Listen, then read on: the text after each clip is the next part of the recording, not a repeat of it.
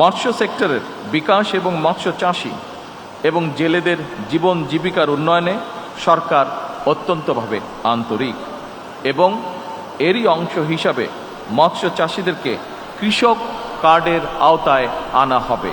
নদীমাতৃক বাংলাদেশে পুকুর, বিল, হাওর, বাওর এবং অন্যান্য জলাশয় কাজে লাগিয়ে কিংবা অল্প জমি ব্যবহার করে মাছ চাষের মাধ্যমে স্বাবলম্বী হওয়ার সুযোগ রয়েছে এবং এ কারণে আমরা সিদ্ধান্ত গ্রহণ করেছি সরকার সমগ্র বাংলাদেশে এরকম অনেক জলাশয় আছে, হাওর আছে, বিল আছে, পুকুর আছে যেগুলি পড়ে রয়েছে বিনা কারণে। আমরা সিদ্ধান্ত করেছি এগুলোকে সংস্কার করার মাধ্যমে সরকারের পক্ষ থেকে আমরা এগুলোতে মাছের পোনা ছাড়তে চাই এবং যেই পুকুরগুলো বা যেই হাওর বিলগুলো যেই এলাকায়, যে জলাশয়গুলো যে এলাকায় হবে সেই এলাকার তরুণ যারা আছেন তাদের মধ্যে সুন্দরভাবে আমরা একটা বন্টন করতে চাই যাতে করে কর্মসংস্থানের ব্যবস্থা হয় তাদের। এ ব্যাপারে এরই ভিতরে আমি মৎস্য মন্ত্রণালয়ের দায়িত্ব নিয়োজিত আমাদের টুকুকে এর মধ্যে নির্দেশনা দেওয়া হয়েছে। প্রিয় উপস্থিতিবৃন্দ, সর্বোপরি চিংড়ি সহ বিভিন্ন মাছ ও মৎস্যজাত পণ্য বিদেশে রফতানি করে প্রচুর পরিমাণে বৈদেশিক মুদ্রা বাংলাদেশ অর্জন করছে। 2025-26 অর্থ বছরে বিশ্বের প্রায় 52টি দেশে মৎস্য এবং মৎস্যজাত পণ্য রফতানি করে বাংলাদেশ 6,000 কোটি টাকার বেশি সমমূল্যের বৈদেশিক মুদ্রা অর্জন করেছে এবং এর কৃতিত্ব আমি মনে করি এখানে যে সকল উদ্যোক্তা আছেন যারা আজকে পুরস্কৃত হয়েছেন, যে সকল ব্যবসায়ী আছেন, যে সকল মৎস্য কৃষক আছেন সহ এই খাতে যারা সম্পৃক্ত প্রত্যেকটি মানুষ এটার এই ক্রেডিটের দাবিদার। প্রত্যেককে আমি জানাই আন্তরিকভাবে ধন্যবাদ এবং এ কারণেই বর্তমানে সারা বিশ্বের কাছে এশিয়ার দেশগুলো ক্রমেই মিঠা পানির মাছ উৎপাদনের কেন্দ্রে পরিণত হতে চলেছে এবং এই ক্ষেত্রে বাংলাদেশের সম্ভাবনা অত্যন্ত উজ্জ্বল। আপনারা জানলে খুশি হবেন, গত জুন মাসে জাতিসংঘের খাদ্য ও কৃষি সংস্থা FAO প্রকাশিত একটি রিপোর্টে বলা হয়েছে মাছ সহ জলজ প্রাণী উৎপাদনের ক্ষেত্রে বিশ্বে বাংলাদেশের অবস্থান পঞ্চম। তবে বিশ্বে আভ্যন্তরীণ জলাশয় থেকে মাছ আহরণে বাংলাদেশের অবস্থান দ্বিতীয়। অর্থাৎ বিশ্বের সব রকমের পরিসংখ্যানেই দেখা যায় মৎস্য চাষ কিংবা মৎস্য আহরণে বিশ্বে বাংলাদেশের সম্ভাবনা অত্যন্ত উজ্জ্বল।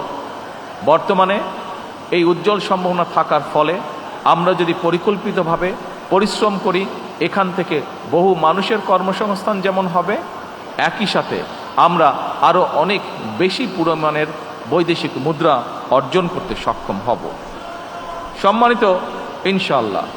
সম্মানিত উপস্থিতিবৃন্দ, আপনারা যারা মৎস্য উৎপাদন এবং বিতরণের সঙ্গে সংশ্লিষ্ট নিঃসন্দেহে আপনারা জানেন মৎস্য অধিদপ্তরের উদ্যোগে খুলনা অঞ্চলে 300টি ক্লাস্টার গঠন করে ক্লাস্টার ভিত্তিক চিংড়ি চাষ উন্নয়নের মাধ্যমে ইতিমধ্যে 7,500 ঘেরে উৎপাদন গড়ে দ্বিগুণেরও বেশি বৃদ্ধি পেয়েছে।